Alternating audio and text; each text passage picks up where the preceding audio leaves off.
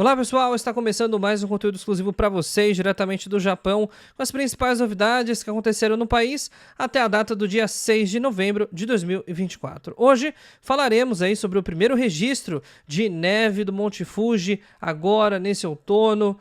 Primeiro registro, o mais tardio dos últimos 130 anos. Também sobre a atividade dos ventos, principalmente a formação de um outro tufão que está em direção à região de Taiwan e Filipinas. Mais detalhes sobre o corpo de um turista que foi encontrado na costa de Wakayama. Então, uma situação que foi, digamos, finalizada, mas a gente vê que não foi da melhor forma como gostaríamos. Então, tudo isso e muito mais, a gente vai falar sobre Toyota, vai falar sobre as eleições dos Estados Unidos, as implicações para o Japão. Então, já sabe, clica no botãozinho do like aqui embaixo, o like da informação, para você receber todos os dias as notícias que acontecem no Japão. Então, vamos lá. Começando então pela notícia do Monte Fuji. Um recorde negativo, pelo menos na nossa opinião, foi batido. 130 anos desde quando praticamente começaram-se as mensurações da precipitação de neve no topo do Monte Fuji nessa época do ano. Essa foi a mais tardia. Então a gente teve aí, finalmente dá para ver um pouco de uma coroa de neve no topo do Monte Fuji, mas foi o mais tardio dos últimos 130 anos. Então, aquela máxima que muita gente está dizendo de o Japão não é mais o mesmo, o clima está mudando, as estações do ano estão ficando um pouco mais, digamos, rigorosas em alguns sentidos, nunca foi tão verdadeiro. Então, você que está com aquela impressão de o Japão não é mais o mesmo, grava isso com você.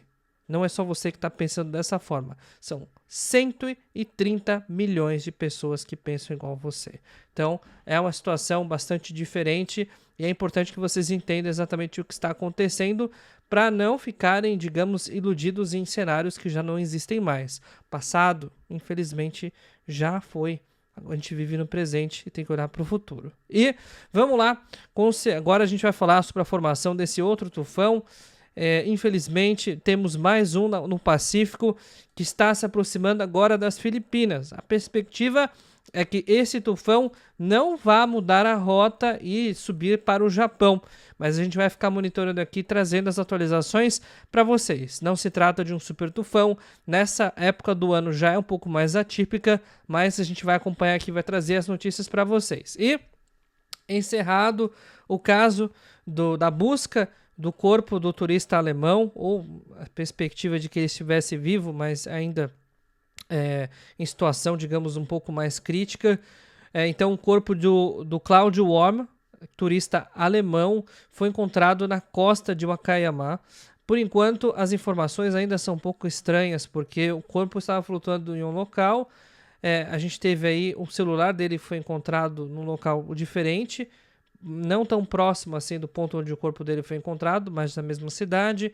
E também outros objetos dele foram encontrados em uma ponte. Então, assim, as informações não estão batendo muito, mas o fato de terem objetos encontrados em uma ponte pode indicar algo que, enfim, a gente não vai comentar aqui no vídeo, acho que fica mais implícito aqui para vocês. Então, turista, ele não foi encontrado, a família acabou, não foi encontrado durante bastante tempo, né? A família entrou em contato com as autoridades japonesas para averiguar o que estava acontecendo. Infelizmente, esse é o desfecho do caso do senhor Claudio Worm. E antes da gente passar mais notícias sobre o Japão, eu queria passar um recado importante de passagens aéreas, porque tá uma loucura. Agora o mercado ele tá imprevisível com relação aos preços. Por exemplo, novembro tá muito ruim para quem vai embarcar do Japão para o Brasil, por exemplo. Dezembro são poucas vagas interessantes. Melhora um pouco a partir do dia 20 de janeiro e já começa a piorar em março. Então a situação não é fácil. As companhias aéreas já estão acenando com um reajuste que não vai ser baixo, né? Emirates, Qatar, por exemplo, Air France, elas já estão acenando com reajuste e não vai ser pouca coisa. Isso por conta de que o combustível subiu, o dólar aumentou, a realidade é outra, então a gente já está sendo notificado com antecedência, então se preparem, porque quem garantiu o preço de até final de março, né, passagem de Japão para o Brasil, boa. Quem não garantiu, vai aguardar aí uma nova tabela de preços. e não deve ser igual à atual. Então fiquem de olho porque devemos ter surpresas negativas com relação à passagem aérea. Então se você quiser garantir a sua passagem aérea, é muito simples. Manda mensagem no WhatsApp, DDD 11 930 30 0101. Se estiver no Japão, coloca mais 55 na frente. Melhor atendimento, flexibilidade de pagamento, menores preços, você encontra aonde? Na Agesai. 4 anos consecutivos fazendo a divulgação desse trabalho e você pode pesquisar nas redes sociais e comprovar de que essa é a melhor agência. E vamos falar rapidinho aqui sobre a questão de natalidade no Japão, a taxa de natalidade que vem caindo ano após ano. A gente deve ter pela primeira vez, mais uma vez, uma série histórica de dezenas, ou seja, de quase um centenário, uma quantidade de óbitos abaixo de 700 mil nascimentos, ou seja, uma situação bastante crítica, porque, só para vocês terem uma ideia, no Japão os óbitos são mais do que o dobro da quantidade de pessoas que nascem, e a quantidade de imigrantes que entram não são suficientes para compensar a queda do crescimento vegetativo. Ou seja, isso significa que o Japão está encolhendo como país, como população, em demografia e talvez até em economia e em consumo? Com certeza. Não precisa nem falar, a regra é clara. Isso aqui não é interpretação, isso são fatos. E mais detalhes com relação ao lucro líquido da Toyota, que caiu. Na verdade, despencou por conta de todas as fraudes de certificação de segurança que não colaram bem na América do Norte. Se no Japão o pessoal relevou esse problema, tanto na Daihatsu, quanto na Toyota, quanto na Nissan, quanto na Honda, nos Estados Unidos, principalmente, a história foi diferente. Então, caíram as vendas significativamente. A gente está falando de uma queda de lucro líquido de 26%. É muito expressivo. A gente está falando do conglomerado da Toyota. Então, realmente é uma situação bastante delicada e vamos ter anos difíceis daqui para frente. Se a maior montadora do país está perdendo vendas, está perdendo lucratividade, não espere que a vida de quem produz veículos, né? Tem muita gente que nos assiste, dezenas de milhares de pessoas que nos assistem e que fazem parte do conjunto de manufatura no Japão e que nesse momento deveriam estar preocupadas com a questão do ano que vem, porque Zangyo vai ser intermitente. Folgas forçadas podem ser uma realidade em alguns momentos. Recesso remunerado, ou seja, o valor do salário parcial, pode ser também uma realidade para o ano que vem. Então fiquem atentos, porque a gente pode ter paralisação de produção por conta de queda de atividade de vendas. Então, se não está vendendo, o carro está ficando estocado. Se está ficando estocado, não precisa produzir. Então, isso a cadeia inteira acaba se movimentando nessa direção. Então, fiquem atentos. Se 2024 foi ruim, 2025 pode ser ainda pior. E não é conversa pessimista. A gente está falando aqui com base no que vem acontecendo, nos fatos que vêm sendo apresentados. Então, para não falar que depois as coisas não estão indo bem, que foi pegos de surpresa, então já estou antecipando aqui para vocês como que deve ser 2025 também. E mais detalhes, as eleições dos Estados Unidos já estão praticamente definidas. A gente fala aqui às 7h26 da noite do dia 6 de novembro, em que praticamente aí a quantidade de estados, né, de cadeiras que são necessárias para que o Trump declare a vitória nas eleições está praticamente resolvido, 99,9% de chance, segundo os estatísticos, né, até porque um dos estados que o Trump lidera, que é o estado de Nevada, já é suficiente para conseguir garantir a sua eleição. Lembrando que o Trump tem grande parte dos seus negócios em Nevada, né? Então, uma situação que o coloca, então, novamente como presidente dos Estados Unidos no novo governo, e muita gente já previa isso, né? A gente já veio dizendo durante vários vídeos, e lembre-se que a gente não está se posicionando politicamente aqui, a gente não é pró nem contra Trump, mas segundo as divulgações que a gente trouxe, as pesquisas mais confiáveis já apontavam para a vitória do Trump. Então, acabou acontecendo exatamente como as pesquisas apontaram e que foram divulgadas antecipadamente aqui no canal Tudo sobre o Japão. Tinha muita gente que achou que a Kamala ela iria eventualmente ganhar e que ela estava liderando as pesquisas, mas os Estados Unidos não é a quantidade de votos, e sim uma questão de cada um dos Estados Unidos que tem aí o seu vencedor, o presidente, né, favorito, e é que acaba eventualmente conquistando os votos do Estado, e somando-se os votos totais, de fato existe aí quem vai ser eleito e quem não vai ser eleito. Nesse caso, o Trump conquistou tanta quantidade de votos relativamente superior à da sua concorrente direta, e também a grande parte dos estados e também grande parte das cadeiras no Senado. Então, realmente, esse ano vai ser um ano vermelho dos Estados Unidos. E vamos lá, e depois a gente vai falar sobre as consequências disso, que são diversas, né?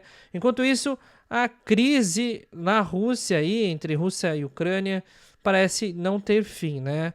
A Rússia diz que não busca conflitos, mas está trazendo a Coreia do Norte para combater na linha de frente. Então, inclusive, uma das respostas que foi dada pelo Putin de forma indireta é que isso é uma resposta ao apoio que a Ucrânia está recebendo do Ocidente. A Ucrânia está recebendo armamento, está recebendo doações, está recebendo, enfim, está recebendo uma série de apoios do lado do Ocidente, do lado dos países da OTAN, e a reação da Rússia é justamente essa, de trazer a Coreia do Norte, enfim, trazer os seus aliados. E aqui é importante que fique claro também, isso aqui não é posicionamento político, mas de fato existe alguma lógica aqui na linha de pensamento do Putin, até porque o que vem acontecendo na Ucrânia é notório, ela não está combatendo sozinha.